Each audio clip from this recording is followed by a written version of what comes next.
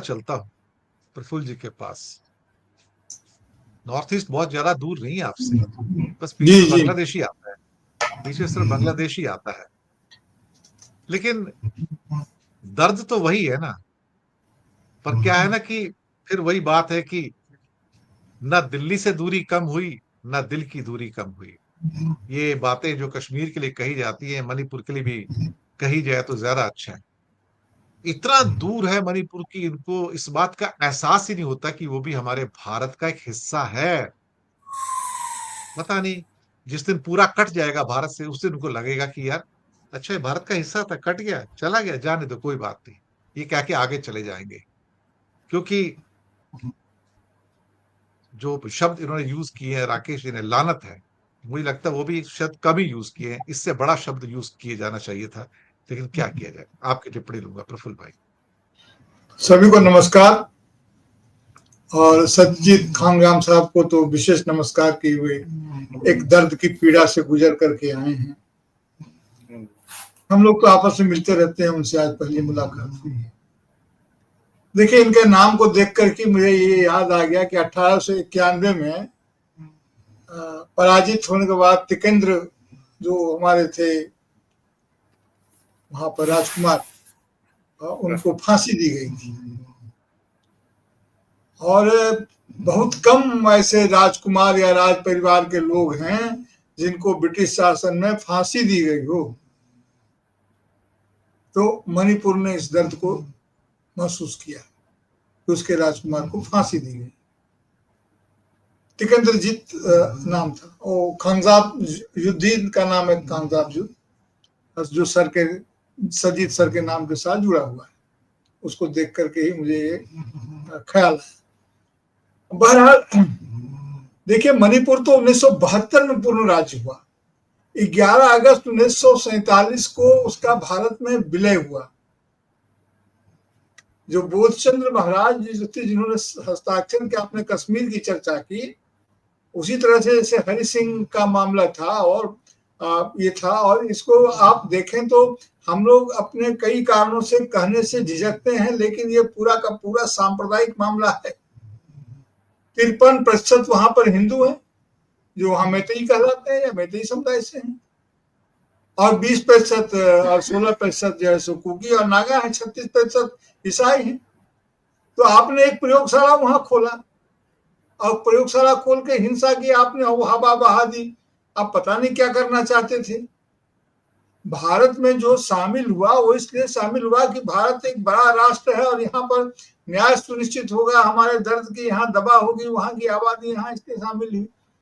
इसलिए शामिल नहीं हुई कि यहाँ का भारत का प्रधानमंत्री एक पार्टी विशेष का प्रधानमंत्री कार्यकर्ता बनकर जाएगा, एक संगठन विशेष का स्वयंसेवक बनकर के अपनी परियोजनाओं को जमीन पर उतरने देगा। आप मजाक कर रहे हैं इस देश के साथ, इस मुल्क के साथ। अब 40 मिनट गए हैं। हिंदी में कहावत है, 2.5 दिन से सारी जिंदगी चले 2.5 कोस। अब इतने दिन के बाद गए हैं, इतना आपके मणिपुर के बारे में आपकी बात सुनने के लिए लोग परेशान हो गया देश। आप गए नहीं कभी, अभी गए आप तो 40 मिनट, और बगल के राज्य में असम में जाकर के आप तोपों की बरसात कर रहे हैं, यह लीजिए और वह लीजिए और वह लीजिए। उम्मीद तो यहाँ ही बहुत कुछ थी। आपने भी अपने इंट्रो में सर कहा कि पैसा देकर के लोगों के दिल नहीं जोड़े जा सकते, बात बिल्कुल सही है, लेकिन यहाँ तो पैसा भी नहीं दिया। राकेश सर जिस बजट की चर्चा कर रहे थे, कितना भयावह है वह, और कितनी हिकारत है उस राशि में छिपी हुई। तो यो मणिपुर जो है सो, अब इनको जाकर के लफाजी वहां भी सुन जाती है। मणिपुर का मणि इनको बहुत पसंद आ गया। अरे वो तो रत्नों का देश है ही। मणिपुर की कथा आज से, मणिपुर की कथा महाभारत में उलूपी से जुड़ती है, जो अर्जुन के प्रेम प्रसंग का हिस्सा उससे जुड़ता है। तो मणिपुर पराया नहीं है। भारत, जिस भारत को आज भारत कहते हैं, वो ईस्ट इंडिया कंपनी के बाद के भारत में विलय हुआ था। भारत का हिस्सा तो वो पहले से इस महाद्वीप का। तो अब ये हालत है, 32 लाख की आबादी वाली ये जो जगह है, ये भारत सरकार के संभाले नहीं संभल रही है। ये बार बार चिल्ला करके बोलते हैं 145 करोड़ 143 करोड़। हर 4 दिन में 2-4-10 करोड़ इधर उधर ऊपर नीचे हो जाता है, पता नहीं, जनगणना तो हुई नहीं है, तो कितने करोड़ के ये प्रधानमंत्री हैं, लेकिन आचरण करते हैं जैसा कि सरजीत ने कहा कि ये बिल्कुल आचरण करते हैं ऐसे लोगों की तरह जैसे मान लीजिए कि ये एकदम स्वयंसेवक और भारत सरकार का एक रुतबा हुआ करता था सर, वो नहीं है। ये चुरा चांदपुर और इम्फाल में 20-20 मिनट रह करके ये क्या करेंगे। देखिए कांग्रेस का शासन रहा, कांग्रेस ने उसको किया है। ये इतना तनाव है, ये नहीं कि तनाव नहीं है, चाहे नगा का मामला हो और मैत्री कुकी का मामला हो, तो तनावपूर्ण रहा है। 2017 तक तो कांग्रेस का शासन रहा है और कांग्रेस ने इस तनाव को सामंजस्य में बदलने की लगातार कोशिश की। हाँ, कोशिश में कभी कामयाबी कम मिली, कभी ज्यादा मिली, कभी लगा कि शांति बहाल हो जाएगी, लेकिन शांति बहाल नहीं हुई। तो ऐसी स्थिति में आप देखिए कि अभी, और ये तो यहाँ पर प्रयोग कर रहे हैं। अब गुजरात, हम लोग बार बार गुजरात को याद करते हैं कि गुजरात से महात्मा गांधी आए थे।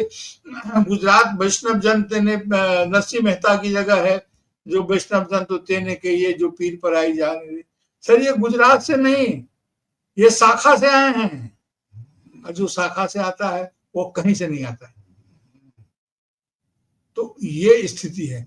अब तो 75 साल के हो ही जाएंगे 2-4 दिन में, हमारी उनको बधाई।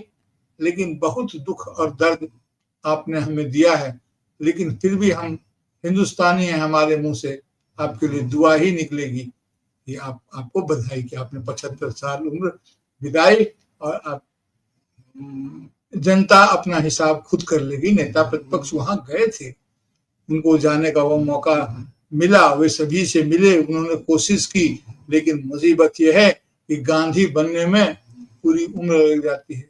अभी राहुल गांधी उस उम्र को जस्ट छू रहे हैं जिस उम्र में महात्मा गांधी ने भारत में राजनीति की शुरुआत की थी। अभी उस उम्र को छूने की कोशिश कर रहे हैं। तो राहुल गांधी के भी गांधी बनने में अभी वक्त लगेगा, और मणिपुर हो या फिर कोई और जगह हो, उसे एक गांधी का इंतजार है। लेकिन मैं फिर कहता हूं सर कि जब हिटलर आया है तो उसी वेशभूषा में नहीं आया है, तो गांधी भी अगर आएगा तो उसी वेशभूषा में नहीं आएगा। जी सर। राजू